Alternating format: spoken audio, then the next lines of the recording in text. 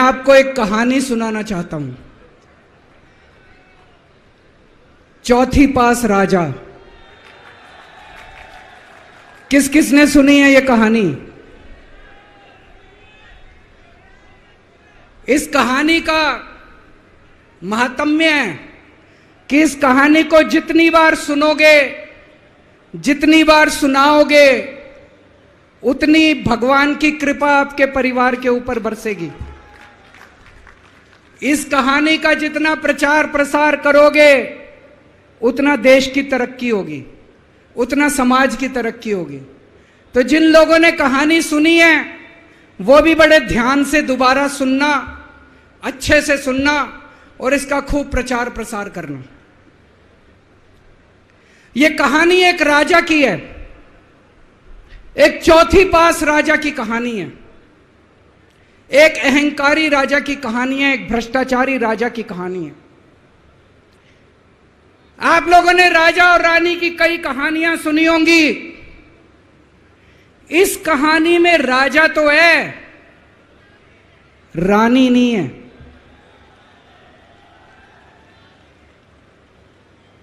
तो एक महान देश था, कई हजार साल पुराना देश। उस देश के एक गांव में एक बच्चा पैदा हुआ, बहुत गरीब घर में एक बच्चा पैदा हुआ। तो जैसे गांव के अंदर बच्चा पैदा होने पे ज्योतिषी आते हैं, ज्योतिषी आके बच्चे का भविष्य बताते हैं, ऐसे गांव का ज्योतिषी आया। उसने बच्चे की कुंडली देखी और बच्चे की मां को बोला कि माई, तेरा बेटा बड़ा होके बहुत बड़ा सम्राट बनेगा। माई को समझ नहीं आया, मैं इतनी गरीब, मेरा परिवार इतना गरीब, मेरा बेटा सम्राट कैसे बनेगा। खैर, बच्चा धीरे धीरे बड़ा होने लगा। गांव के सरकारी स्कूल में उसका एडमिशन करा दिया। उसका पढ़ने लिखने में मन नहीं लगता था। पढ़ते पढ़ते, क्लास करते करते चौथी में आके उसने नाम कटवा लिया। उसका पढ़ाई लिखाई में मन नहीं लगता था। बगल में, गांव के बगल में एक रेलवे स्टेशन था। घर में बहुत गरीबी थी। वो बच्चा वहां स्टेशन पे जाके चाय बेचने लगा।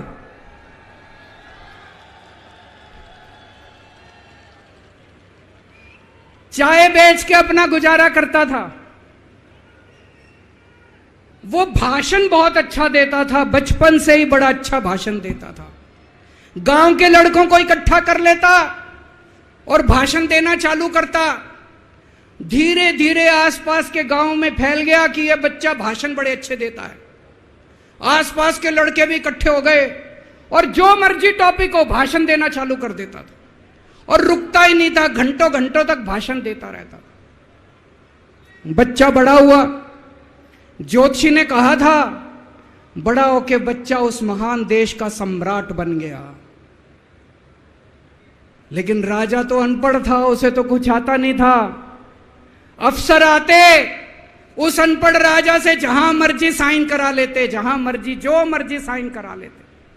वो राजा अनपढ़ था, उसे लगता था मैं अगर अफसरों से पूछूंगा तो मेरी कमजोरी सबके सामने प्रकट हो जाएगी। अफसरों को लगेगा मेरे को कुछ आता नहीं है। अफसर जो मर्जी लेके आते थे वहां साइन कर देता था। वो धीरे धीरे पूरे देश के अंदर फैल गया कि राजा अनपढ़ है, राजा अनपढ़ है। राजा को बड़ा बुरा लगने लगा। तो राजा ने कहीं से एक फर्जी डिग्री का जुगाड़ कर लिया।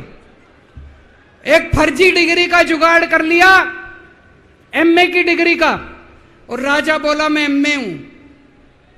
पर सच्चाई तो पूरे देश को पता थी, राजा तो अनपढ़ था। धीरे धीरे राजा अहंकारी भी होता गया। अहंकारी राजा और ऊपर से अनपढ़। जो मर्जी उस राजा के पास जाता और राजा से कुछ भी पास करा के ले आता। एक बार कुछ लोग गए, राजा को बोले जी नोटबंदी कर दो। नोटबंदी करने से भ्रष्टाचार खत्म हो जाएगा, आतंकवाद खत्म हो जाएगा। राजा को कुछ समझ नहीं आया, राजा की खूब चमची मारी उन्होंने। राजा ने एक दिन शाम को टीवी पे आके 8 बजे नोटबंदी कर दी।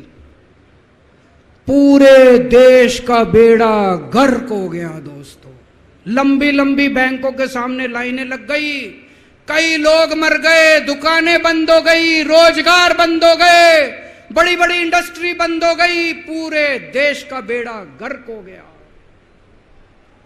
फिर एक दिन कोई आके बोला जी 2000 का नोट ले आओ। राजा 2000 का नोट ले आया। 4 साल बाद कुछ लोग आके बोले जी 2000 का नोट बंद कर दो। राजा ने 2000 का नोट बंद कर दिया। राजा को अक्ल तो थी नहीं, बेवकूफ था, अनपढ़ था। कभी 2000 का नोट चालू करता था, कभी 2000 का नोट बंद करता था। एक बार कुछ लोग आके बोले जी ये किसानों के कानून बना दो, इस कानून से किसानों का भला होगा। राजा ने कानून बना दिए।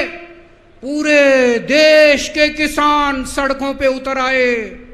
750 किसान मर गए आंदोलन में, और 1 साल के बाद राजा को वो तीनों कानून वापस लेने पड़े।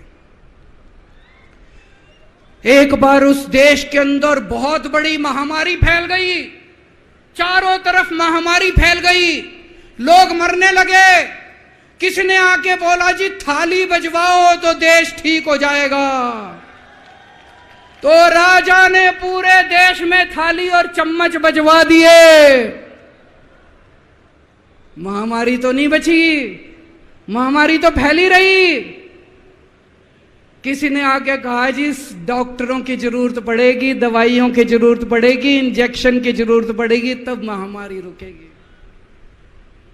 राजा अपने दोस्तों का बड़ा ख्याल रखता था। उसके दोस्त थे। एक दोस्त ने 10,000 करोड़ रुपए चोरी कर लिए, राजा ने उसको देश से भगा दिया। दूसरे दोस्त ने 20,000 करोड़ चोरी कर लिए, राजा ने उसको भी देश से भगा दिया। पर एक दोस्त ऐसा था जिससे राजा की ज्यादा ही दोस्ती थी। कौन था? उसको उन्होंने सारे एयरपोर्ट बेच दिए, सारे जहाज बेच दिए, सारे सी पोर्ट बेच दिए, उन्होंने आसमान बेच दिया, जमीन बेच दी राजा ने, खदानें बेच दी। उस दोस्त पे राजा मेहरबान था। राजा का एक और दोस्त था। वो दोस्त इतना गंदा था कि उसने कुछ अंतर्राष्ट्रीय खिलाड़ी महिलाओं के साथ बदतमीजी करी, लेकिन राजा ने दोस्ती नहीं छोड़ी। मजाल जो उस दोस्त के ऊपर कोई आंच आ जाए, राजा उस दोस्त के साथ खड़ा रहा, लेकिन उसने खिलाड़ियों का समझ। राजा का एक और दोस्त था। उस दोस्त ने किसानों के ऊपर गाड़ी चढ़ा दी, रौंद दिया, कुचल दिया किसानों को। राजा ने अपनी दोस्ती नहीं छोड़ी। इस बात पे तो दाद देनी पड़ेगी कि राजा दोस्तबाज था, 1 नंबर का दोस्तबाज था। चारों तरफ अत्याचार हो गया, चारों तरफ देश के अंदर इनके अपने लोग जो थे वो बलात्कार करने लगे, गलत काम करने लगे, हाहाकार मच गया।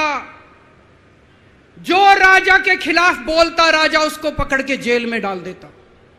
एक दिन एक पत्रकार ने कार्टून बना दिया राजा के खिलाफ, उस पत्रकार को उठा के जेल में डाल दिया। एक दिन एक किसी पत्रकार ने उनके खिलाफ कुछ लिख दिया, उसको पकड़ के जेल में डाल दिया। जो राजा के खिलाफ बोले उसका बेड़ा गर्क। कोई जज अगर उस राजा के खिलाफ ऑर्डर करता था, राजा उसको बख्शता नहीं था। चारों तरफ अत्याचार, महंगाई, बेरोजगारी। ऊपर आसमान में देवता ये सब देख रहे थे कि पृथ्वी के ऊपर कितना घनघोर अत्याचार हो रहा है। सारे देवता इकट्ठे हुए, देवताओं ने मीटिंग करी। सारे देवता मिलकर शिवजी महाराज जी के पास गए और कहा, महाराज कुछ करो, पृथ्वी के ऊपर अन्याय हो गया, अत्याचार हो गया, चारों तरफ बलात्कार, चारों तरफ हाहाकार मचा हुआ है, जनता परेशान हो रही है। पृथ्वी जी, शिव जी महाराज जी ने अपनी तीसरी आंख खोली और दोस्तों यहां प्रचंड पृथ्वी के ऊपर अजीब अजीब घटनाएं घटने लगी। उज्जैन के अंदर महाकाल की 6 सप्तऋषियों की बड़ी बड़ी 10 फुटा भारी भारी मूर्तियां थी। एक दिन बारिश और तूफान आया और 6 की 6 मूर्तियां टूट गई। लोगों ने कहा बड़ा अपशकुन हो रहा है, बड़ा अपशकुन हो रहा है। एक दिन एक ट्रेन एक्सीडेंट हो गया, 250 से ज्यादा लोगों की मौत हो गई। लोगों ने कहा बड़ा अपशकुन हो रहा है। और एक दिन घनघोर बारिश आई, तूफान आया, ऊपर से आकाशवाणी हुई।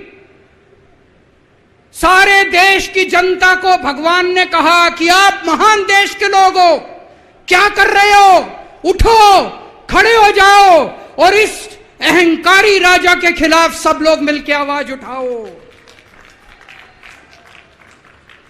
भगवान आपके साथ है। और उसके बाद दोस्तों सोई हुई जनता जाग गई और 1 साल के अंदर उस अहंकारी राजा का राजपाट जनता ने उखाड़ के फेंक दिया।